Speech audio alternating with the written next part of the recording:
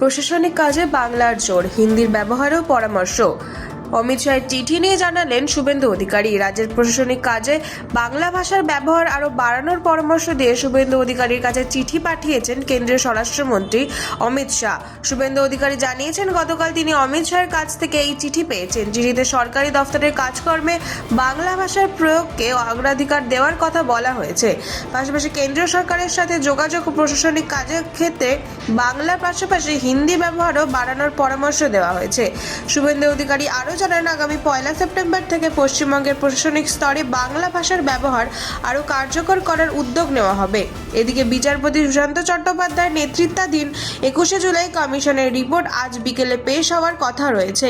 এই দুই ঘটনাকে ঘিরে রাজনৈতিক মহলে শুরু হয়েছে জোর চর্চা।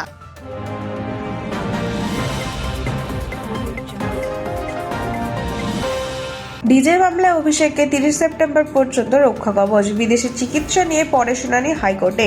ডিজে মামলায় অভিষেক বন্দ্যোপাধ্যায়কে বড় স্বস্তি দিলেও হাইকোর্ট। আদালত তার বিরুদ্ধে কোনো কড়া পদক্ষেপ না নেওয়ায় অন্তর্বর্তী রক্ষা কবচের মেয়াদ আগামী 30 সেপ্টেম্বর পর্যন্ত বাড়িয়ে দিয়েছে। তবে শুনানিতে বিচারপতি সৌগত ভট্টাচার্য স্পষ্ট পর্যবেক্ষণ করেন, চিকিৎসার জন্য সবসময় বাইরে যাওয়ার প্রয়োজন হয় এমনটা বলা যায় না। আদালতের মন্তব্য কোনো মেডিকেল ইস্যুর সমাধান এ রাজ্যে হবে না এমন নয়। প্রয়োজনে সংশ্লিষ্ট হাসপাতালের সাথে কথা বলার এবং দরকার হলে মেডিকেল বোর্ড গঠনের নির্দেশ দেওয়ার কথাও জানান বিচারপতি। পাশাপাশি মেডিকেল বোর্ডের কাছে রিপোর্ট পেশ করার পরামর্শ দেয় আদালত। বিদেশে চিকিৎসার অনুমতি নিয়ে আলাদা করে আগামী দিনে শুনানি হবে বলেও জানানো হয়েছে। একই সাথে আদালত রাজ্যকে দ্রুত তদন্ত শেষ করার নির্দেশ দিয়েছে। অন্যদিকে অভিষেক বন্দ্যোপাধ্যায়ের দাবি, আদালতের নির্দেশ অনুযায়ী তিনি তদন্তের সম্পূর্ণ সহযোগিতা করেছেন।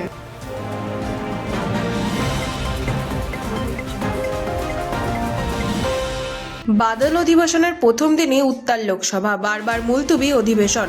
সংসদের বাদল অধিবেশনের প্রথম দিনেই তুমুল অশান্তির সাক্ষী থাকল লোকসভা। নিট পরীক্ষায় প্রশ্নফাঁসের অভিযোগ, রাম মন্দির নির্মাণে অনুদানের অর্থ তছরূপ সহ একাধিক ইস্যুতে সরব হয় বিরোধীরা। ওয়েলে নেমে স্লোগান ও বিক্ষোভ দেখান বিরোধী সাংসদরা। হইচইয়ের জেরে স্পিকারের বারবার শান্ত থাকার আহ্বান সত্ত্বেও পরিস্থিতি স্বাভাবিক না হওয়ায় দফায় দফায় মুলতুবি রাখা হয় অধিবেশন। সংসদের প্রথম দিনেই অচলাবস্থায় রাজনৈতিক চাপানুতর আরও তীব্র হয়েছে।